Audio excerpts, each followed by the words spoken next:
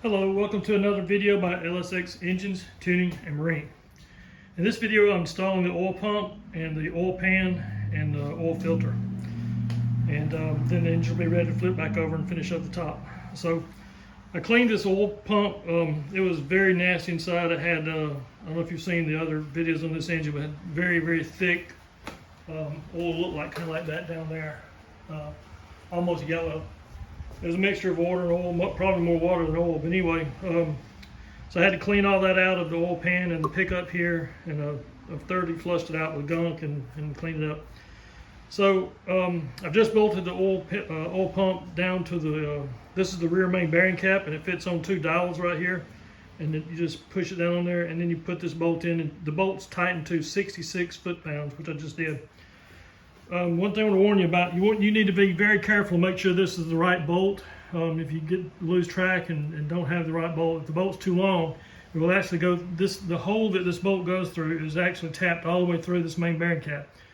And if that bolt's too long, it will go into your bearing and destroy the bearing in the crankshaft the first time you turn it. So what I did is I seated the oil pump on its base here off to the side, and then checked the height. I screwed this down until I just barely touched that bearing, and to make sure that the head of that bolt was below this surface here, so that I knew it would bottom out on the oil pan, the oil pump, and not the bearing. Just want to make sure you understand that. So the oil pump's now installed, it's torqued in, and I'm ready to put on the oil pan. So now I've got to clean it, and then I'll install the oil pan. All right, I'm about to install the oil pan on this 4.3 liter Mercruiser V6, and so what I've done is smeared some gray silicone around this bolt and a little bit around this rear main seal collar, a little more, and then I smeared out to there and stopped on both sides. Same thing on the front. I just put it kind of in the cracks along the top and down the sides. So the oil pan gasket, by the way, this oil pan's been cleaned. It's nice that this windage tray is removable to take out these 4 bolts. And that tray comes out, makes it a lot easier to clean it, so you can get to the underside of that. But the oil pan is now cleaned up, and you can see I've smeared a little bit of silicone on the this side of the gasket goes in this groove.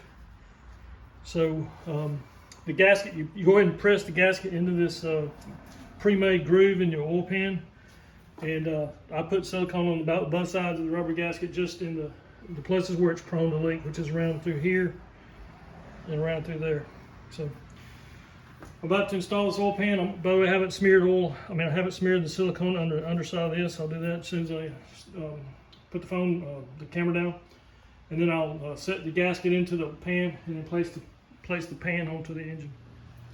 All right, the oil pan gasket is now placed onto the oil pan in a ready-made groove for it, and now you just put the oil pan on the engine. The engine's upside down, so and you kind of have to work the pickup into this hole here. Sometimes it's a little tricky, but you move it around, you can work it in there. So about to set this on there and then bolt down the oil pan. All right, the oil pan is now placed on the engine, and on the back you have 2 nuts that go on here. These are studs that stick up from this collar. You have a nut goes here and a nut goes there. In the front you have a 1/2-inch bolt that goes here, and a 1/2-inch bolt that goes there, and then all the rest of them are smaller. I don't remember what size they are, but the rest of them are these size here. You know what? They won't fit. So evidently this block is a newer block, and it doesn't use these small oil pan bolts like that. It uses 1/2-inch bolts, so I think I've got some other oil pan bolts somewhere else. I'm gonna have to locate them. But anyway, so I'm about to install these 4 in the corner so I can hold this oil pan down while I round up some more bolts.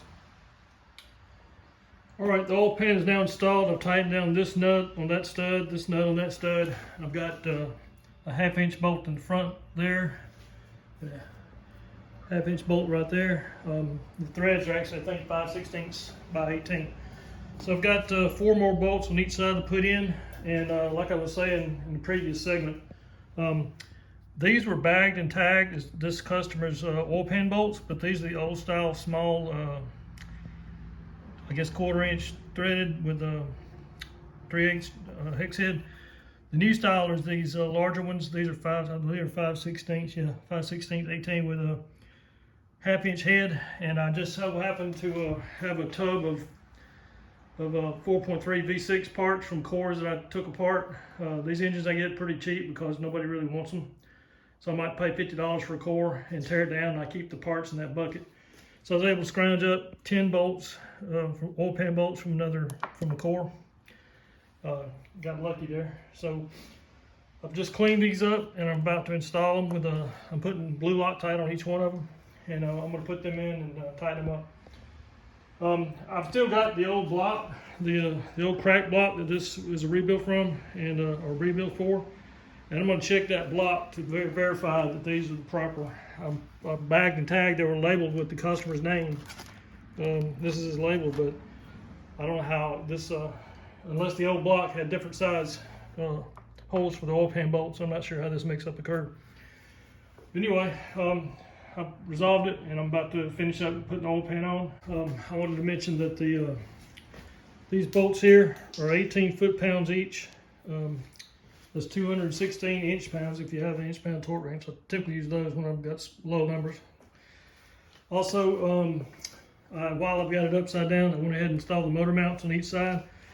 The motor mount bolts get 37 foot-pounds each, and I put blue Loctite on all 3 of them.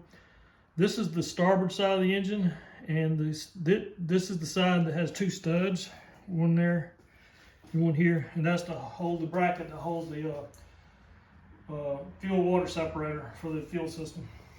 The other side doesn't have studs.